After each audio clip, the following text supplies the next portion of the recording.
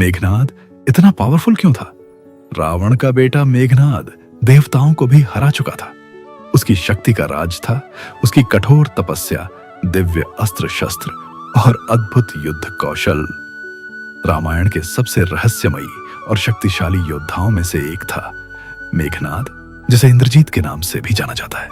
यह नाम उसे यूं ही नहीं मिला था, उसने स्वयं देवराज इंद्र को युद्ध में पराजित किया था।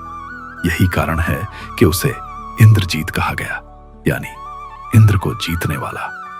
मेघनाद की शक्ति का सबसे बड़ा स्रोत था उसकी कठोर तपस्या।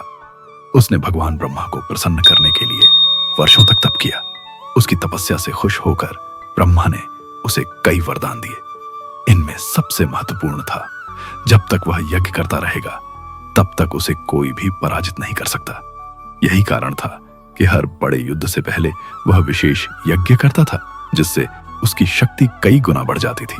इसके अलावा मेघनाद को अनेक दिव्य अस्त्र शस्त्र प्राप्त थे। उसके पास ब्रह्मास्त्र, नागास्त्र और शक्ति जैसे विनाशकारी हथियार थे। इन अस्त्रों का उपयोग करने में वह अत्यंत निपुण था।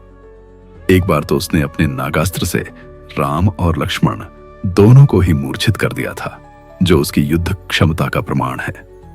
मेघनाद की एक और खासियत थी उसकी मायावी शक्ति। वह युद्ध के दौरान अदृश्य हो सकता था और आकाश में उड़कर हमला करता था। इससे उसके शत्रु उसे देख भी नहीं पाते थे और वह अचानक हमला करके उन्हें चौंका देता था। यह तकनीक उसे और भी खतरनाक बना देती थी, लेकिन उसकी सबसे बड़ी ताकत थी उसका आत्मविश्वास और अपने पिता रावण के प्रति उसकी निष्ठा। वह लंका के लिए किसी भी हद तक जाने को तैयार रहता था। उसका साहस और रणनीति उसे एक परिपूर्ण योद्धा बनाते थे। फिर भी उसकी एक कमजोरी भी थी, उसका अहंकार और अधर्म का साथ देना। अंततः लक्ष्मण ने उसे उसी समय मार गिराया जब वह यज्ञ कर रहा था और असुरक्षित था।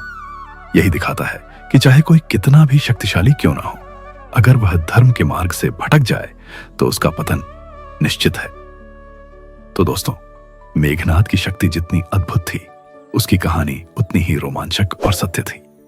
यह हमें यह सिखाती है कि सच्ची विजय हमेशा धर्म की ही होती है। जय श्री राम।